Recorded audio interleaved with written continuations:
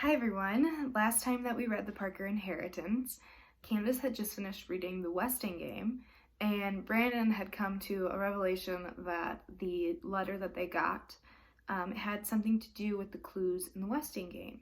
He kind of solved that the words two spelt T-O-O really meant the number two, and the word four, F-O-R, really meant the number four. So they are still trying to kind of figure out what that means in the letter, and that's where I'm going to start up again. She was truly greater than the sum of her parts. We need to be adding something up. She looked at the photo of the Washingtons on Brandon's desk. The sum of her parts. Her parents. We need to somehow add up her parents. Yep, that's where I'm stuck, he said. You're the puzzle master. What are we supposed to do next? Candace was sure Brandon was saying that to soothe her bruised ego. The funny thing was, it actually worked. So we have to add something up. About what? Baseball and the church? She wrapped her ponytail around her finger. Tennis was a big part of who she was. Do you remember if there was a score on the trophy at the school? I'm pretty sure there wasn't. Let me see what I can find about the tennis scoring online. Brandon opened the web browser.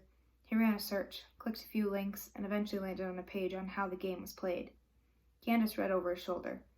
In tennis, both players started at 0, except they called it love. Every time you hit the ball and your opponent couldn't return it, you gained 15 points. That is, until you score 3 times. That was 40, not 45. But if you were tied at 40, it was called a deuce. And the first person to reach 60 won the game. Except they didn't call it 60. And you had to win by 2 points. Or was it 30 points? You had to win at least 6 games to win a set, and 2 out of 3 sets to win a match. All in all, they read 10 web pages about tennis over the next hour. Maybe we're looking at the wrong numbers, Candace finally said. We should go back to the memorial room.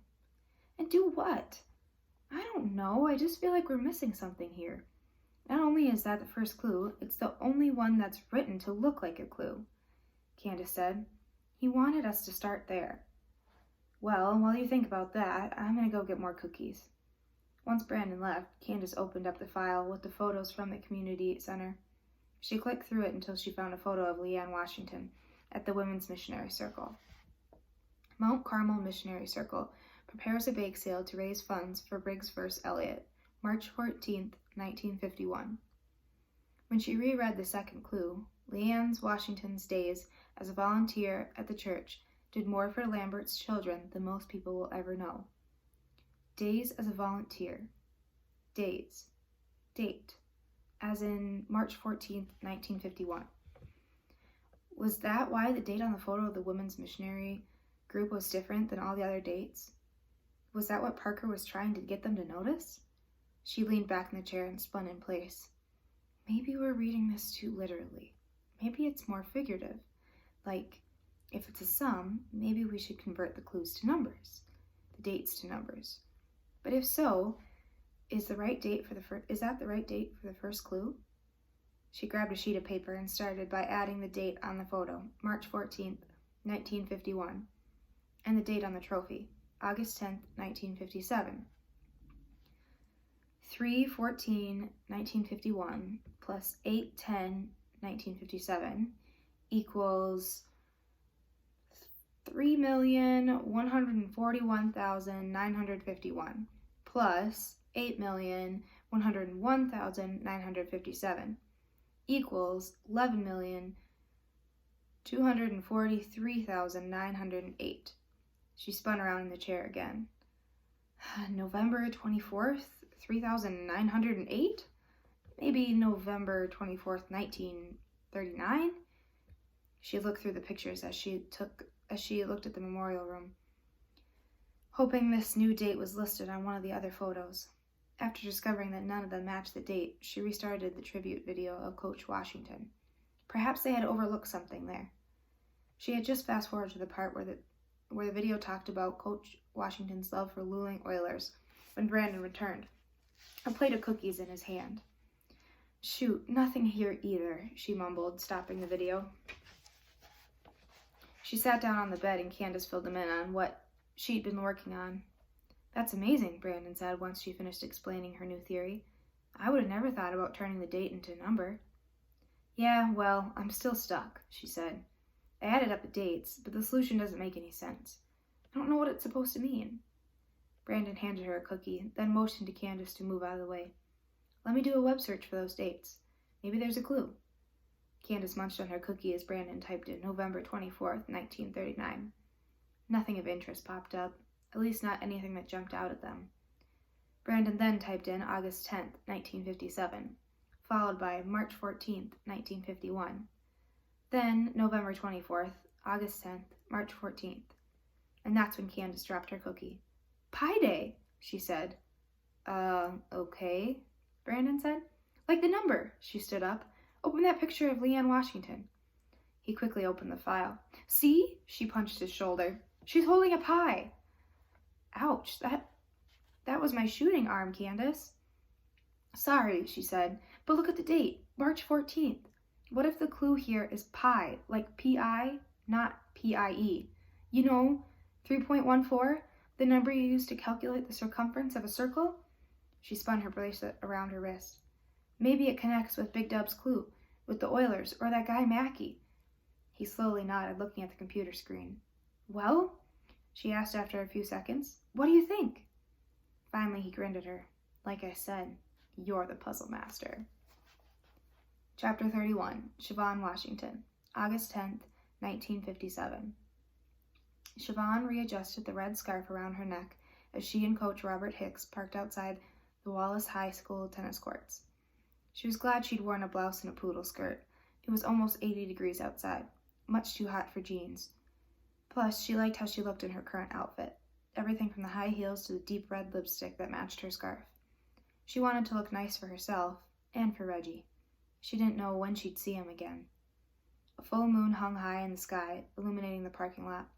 Ahead of them, 10 vehicles sat just outside the chain-link fence surrounding the court, including Coach Douglas's Buick and Chip's truck, all of them in their engines running and their headlights on. They must have been using them to provide additional light for the game. Siobhan paused as the door to Chip's truck opened. He stepped out of the cab and began walking toward them. Hello, Coach, Chip said, shaking Robert Hicks' hand. Then he nodded toward her. Hey, Siobhan, glad to see you made it. Well, there was no way that I was missing tonight, she said. She turned as another car entered the parking lot. Her body tensed as the vehicle rolled past them and parked alongside the fence. That's just Reverend Hollister, Robert Hicks said, placing his bare of a hand on Siobhan's shoulder. Let me catch up with him. I'll see you in the stands in a bit. His gaze bounced from her to Chip. Don't stand out here talking for too long. Siobhan, I'll be sitting with Smitty. They both nodded as Coach Hicks walked over to greet the thin white man exiting the car. Her father and Coach Turner could only agree on one person to serve as an umpire. Reverend Stephen Hollister.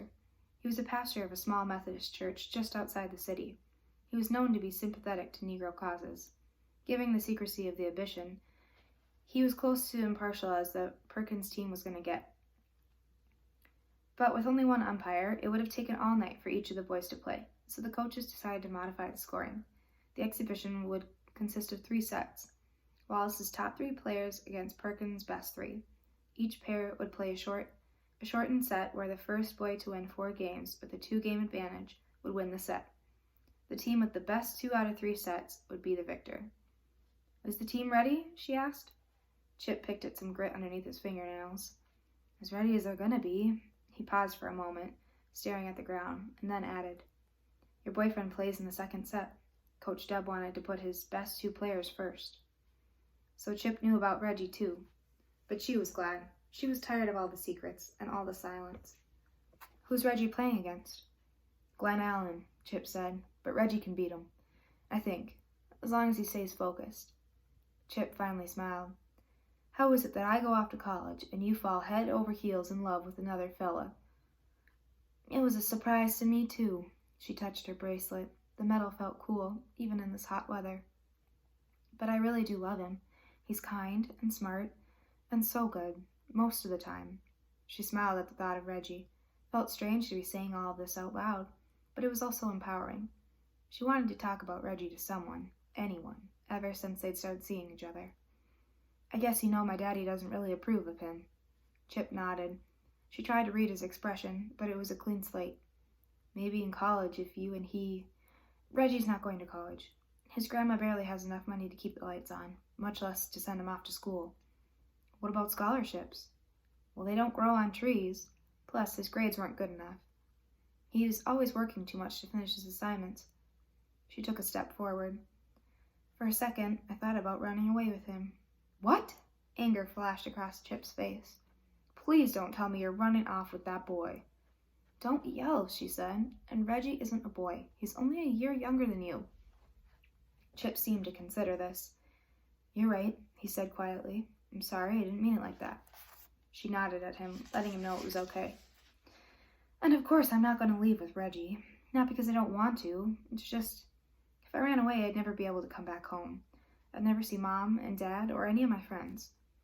Your daddy would eventually forgive you. Are we talking about the same Big Dub? She looked toward the court. The cars were blocking her view, but she could hear the sound of tennis balls bouncing against the ground. We should head on in. Chip rubbed the back of his head. Want to sit with us? Better not, she said. Don't want to cause a scene. Yeah, you're probably right. Marion Allen is already riled up. It would just make things worse if he saw you with us. He shook his head. People aren't even forcing us to sit apart, and we're still segregating ourselves. I wasn't talking about that, she said. I don't want Reggie to see us together. He doesn't really like you. Chip smirked. Siobhan rolled her eyes. Don't let that get to your head, Charles. She started toward the gate. Wait here for a few minutes, then you can follow me in. Siobhan caught sight of Reggie as she entered the fence. He and the other boys stood with her father in the court near the stands, softly lobbing a tennis ball to one another. They all wore white shorts and white-collared shirts. Her mom had spent the last few nights sewing the school logo onto the pockets. She walked up the bleachers and took a seat beside Coach Hicks. He sat about halfway up with Mr. Smith and a few other of the black people in the crowd. Siobhan quickly counted the number of white people in the stands. There were at least 20, and many of them seemed to be friends with Marion Allen. She wondered how many people Marion had told about the secret game. Siobhan glanced back toward the court. Reggie had finally caught sight of her. He smiled, giving her a wave with his racket. Of course, her father noticed this as well. He tapped Reggie on the head, breaking the boy's eye contact with Siobhan. Then he ordered the boy to sit back down. The first set was about to begin. Jackie Harris took his place on one side of the court, and a large Wallace player lined up on the opposite baseline. Coach Hicks told her his name, Harold Bucker. Siobhan didn't know him. The only player on the Wallace team she recognized was Glenn Allen. Harold lofted the ball high into the air, then delivered his serve. Siobhan felt herself leaning forward as Jackie returned the ball. Tennis matches were always quiet. There was never any of the hooping and hollering you got at a football or basketball game. But the silence at the beginning of this game was unlike anything Siobhan had ever experienced. It was like everyone was holding their breaths, waiting for the first point, waiting while the ball bounced between Jackie and Harold, between black and white. 1, 2, 3, 4, 5 times. Eventually, Harold scored the first point against Jackie. Everyone let out a breath, and Marion Allen stood up and cheered. The game continued, with Marion letting out a little whoop every time Harold scored, and her father nodding in approval when Jackie returned the favor. And I'm going to stop right there. And given everything that we have learned throughout the book, I would love to hear what your predictions are for how this game is going to turn out.